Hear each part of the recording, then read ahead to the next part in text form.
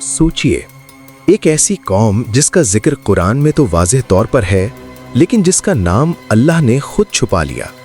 एक ऐसी कौम जो इतनी ताकतवर, इतनी तरक्की याफ्ता, इतनी हसीन और इतनी बड़ी सोच रखती थी कि उन्हें लगता था कि उन जैसी कौम दुनिया में कभी आई ही नहीं। उनके शहर इतने बुलंद थे कि बादलों को छू जाते। उनकी इमारतें इतनी मजबूत कि लोग कहते थे इन्हें कोई तबाह नहीं कर सकता।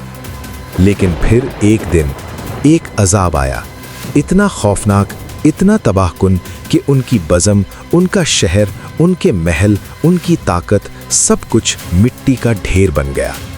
आज उनका नाम भी गायब, उनकी पहचान भी गायब, उनकी तारीख धुंधली और उनके चेहरे नामालूम। कुरान में उनका नाम क्यों नहीं लिखा गया? वो कौन थे? कहाँ रहते थे? क्या गुनाह किया? किस पैगंबर को झुठलाया और वो कैसे बर्बाद हुए?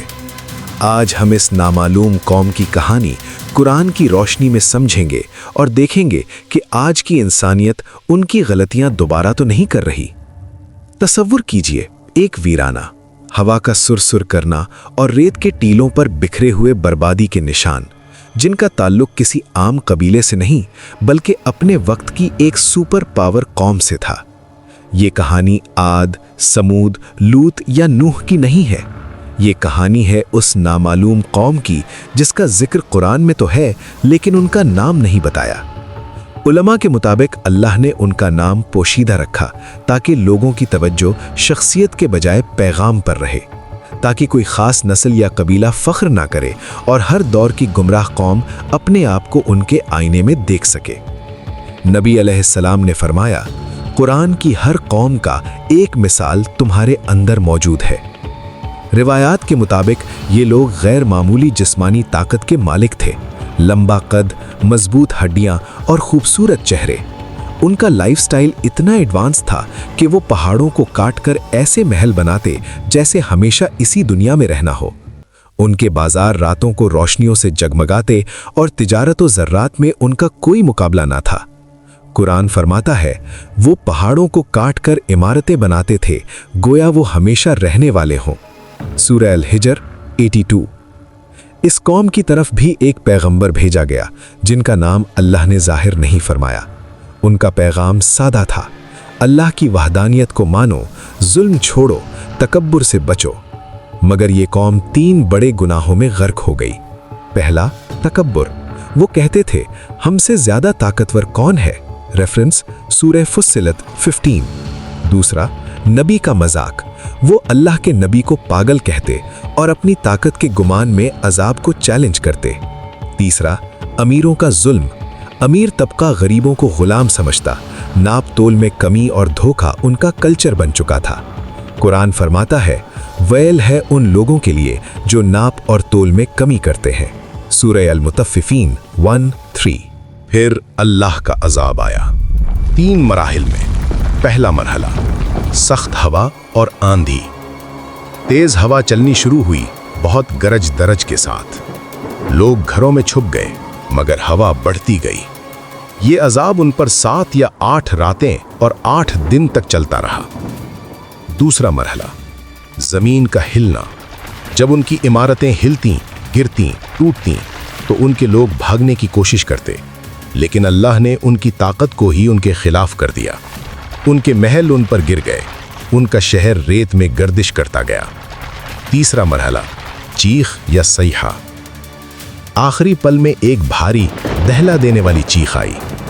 कुरान फरमाता है, उन्हें एक ही दहलीज की चीख ने पकड़ लिया और वो अपने घरों में चिराग खामोश बन गए। सूरह यासीन 29। आज ये खंडर यमन, ओमान और रुबल खाली के सहरा में कहीं दबे हुए हैं। नासा और आर्कियोलॉजिस्ट्स को सैटेलाइट और रेत के नीचे दबी हुई कदीम शाहराहें और शहर मिलते रहते हैं जिन्हें लॉस्ट सिटीज कहा जाता है। उलमा और मुअर्रिख इजहार करते हैं कि अल्लाह ने उन्हें ऐसी जगह रखा जहां तक आम लोग ना पहुंच सके, ताकि वो अजीम कुदरत ना समझ बैठें। आज की सुपर पावर्स हों या जदीद टेक्नोलॉजी, अल्लाह के कानून से कोई नहीं बच सकता। अगर माशरे में गरीब पर जुल्म और तकब्बुर बढ़ जाए तो तबाही मुकद्दर बन जाती है। कुरान का डायरेक्ट पैगाम, ہم تم سے ان قوموں کی خبریں بیان کرتے ہیں جن کا حال تمہارے لیے سبق ہے۔ سورہ ہود 100۔ نام سے زیادہ سبق ضروری ہے، میسج یونیورسل ہو جائے۔ آج کے لیے لرننگ پوائنٹس۔ 1۔ تکبر کسی قوم کو بچا نہیں سکتا، سپر پاورز بھی گر سکتی ہیں۔ 2۔ ٹیکنالوجی اور آرکیٹیکچر سے عذاب نہیں روکا جا سکتا، اسکائی اسکریپرز اللہ کے سامنے کچھ نہیں۔ 3۔ نبی اور حق کی بات کو ریجیکٹ کرنا تباہیوں کا سبب بنتا ہے۔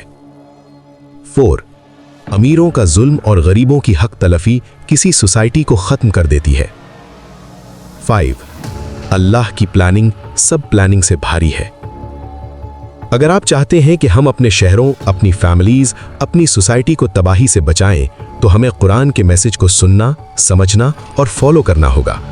اس ویڈیو کو زیادہ سے زیادہ شیئر کریں تاکہ لوگوں کو قرآن کی ہر کہانی ہمارے لیے آج بھی زندہ ہے۔ اگلی ویڈیو میں ہم بات کریں گے قارون کی قوم کی، جس کا مال، سونا، زیور اور خزانے اتنے تھے کہ ان کی چابیاں اٹھانا بھی ایک گروپ کی بس کی بات نہیں تھی۔ مگر پھر ایک عذاب آیا اور زمین نے قارون کو نگل لیا۔ ان کے خزانے، ان کے محل، ان کی گولڈ مائنز سب زمین کے پیٹ میں چلے گئے۔ کیسے؟ کیوں؟ کہاں گئے وہ خزانے؟ اس سب کا جواب اگلی ویڈیو میں۔